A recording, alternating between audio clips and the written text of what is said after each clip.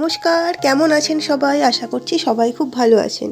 আমি অর্পিতা, অর্পিস দুনিয়ায় নতুন একটি ব্লগে আপনাদের সবাইকে স্বাগত জানাই। চলুন আজকে আমি আপনাদের সাথে একটা ব্রেকফাস্ট শেয়ার করি।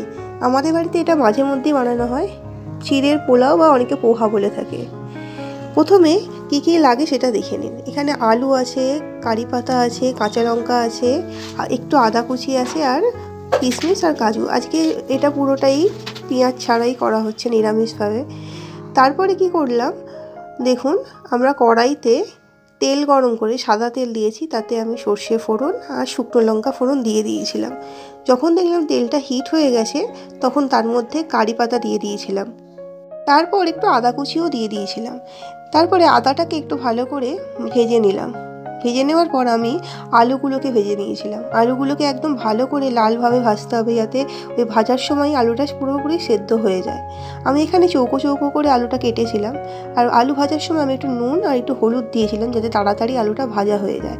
আর অবশ্যই আমি আলুটা ভাজার সময় ঢেকে ভেজেছিলাম, যাতে সেদ্ধটা তাড়াতাড়ি হয়ে যায়।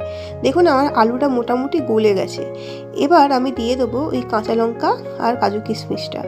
এটাকে হালকা একটু ভেজে নেওয়ার পরে আমি দিয়ে দেবো এখানে হলো ওই ভিজিয়ে রাখা চিড়েটা। অবশ্যই জলটাকে আমি শুকিয়ে নিয়েছিলাম। দেখুন এখানে আমি 250 গ্রামের মতো চিড়ে ইউজ করেছিলাম।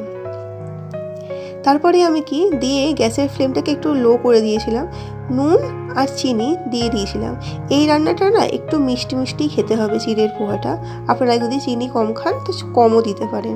অবশ্যই নুনটা পরিমাণ মতো দেবেন। দিয়ে কন্টিনিউয়াসলি এটাকে নাড়তে হবে, যাতে কড়ার নিচে লেগে না যায়। তারপরে যখন দেখবেন পুরোপুরি এই জিনিসটা মিশে গেছে ওই আলু আর কিশমিশ কাজুর সাথে, তখন আমি ধনেপাতা আর লেবুর রস ছড়িয়ে নামিয়ে নিলাম। তারপরে গরম গরম পরিবেশন করে দিলাম। বাড়ির সবাই আমার এগুলো খেতে খুব ভালোবাসে।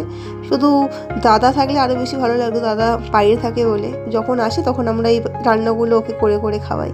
ভিডিওটি ভালো লাগলে লাইক করবেন, চ্যানেলটি প্লিজ সাবস্ক্রাইব করে আমার পাশে থাকবেন। ধন্যবাদ, সবাই ভালো থাকবেন, সুস্থ থাকবেন। প্লিজ সবাই কিন্তু সাবস্ক্রাইব করুন আমার চ্যানেলটি।